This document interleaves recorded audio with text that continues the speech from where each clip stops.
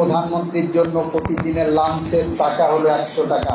100 টাকার বেশি উনি লাঞ্চ করবেন না। কি কথাগুলো শুনে অবাক হচ্ছেন?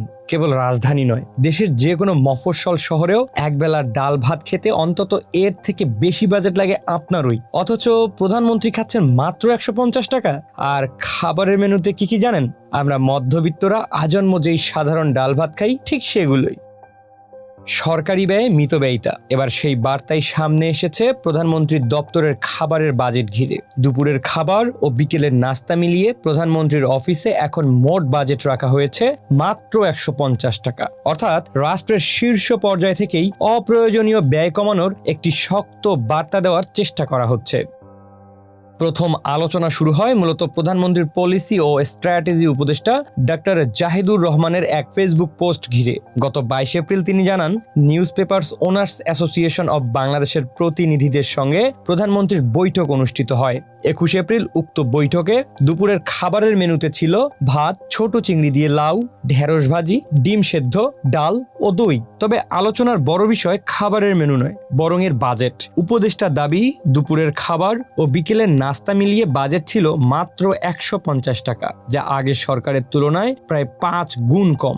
সম্প্রতি আইনমন্ত্রীর এক বক্তব্যের পর আবারও এই বিষয়টি আলোচনার জন্ম দিয়েছে। প্রধানমন্ত্রীর জন্য প্রতিদিনের লাঞ্চের টাকা হলো 100 টাকা। 100 টাকার বেশি উনি লাঞ্চ করবেন না। 100 টাকায় কি লাঞ্চ হয় আপনারাও জানেন। এগুলো ছোট ছোট পরিবর্তন।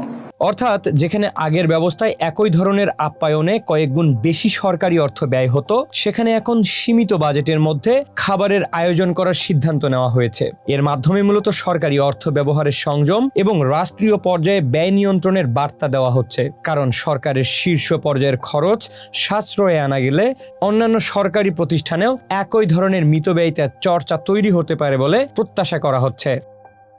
তবে এই পরিবর্তনের পাশাপাশি প্রশ্নও রয়েছে, শুধু বাজেট কমালেই কি সরকারি ব্যয়ে বড় ধরনের সাশ্রয় নিশ্চিত হবে, নাকি পরিবহন, আপ্যায়ন, প্রশাসনিক ব্যয় সহ অন্যান্য খাতেও একই নীতি বাস্তবায়ন করা হবে?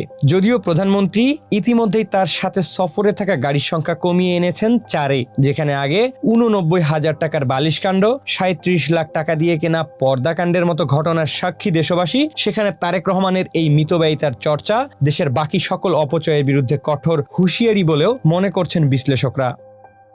150 টাকার এই খাবারের বাজেট শুধু একটি অঙ্ক নয়, বরং রাষ্ট্রীয় ব্যয়ে কম খরচে প্রয়োজন মেটানো এমন একটি নতুন বার্তার প্রতীক হিসেবেই সামনে আনা হচ্ছে।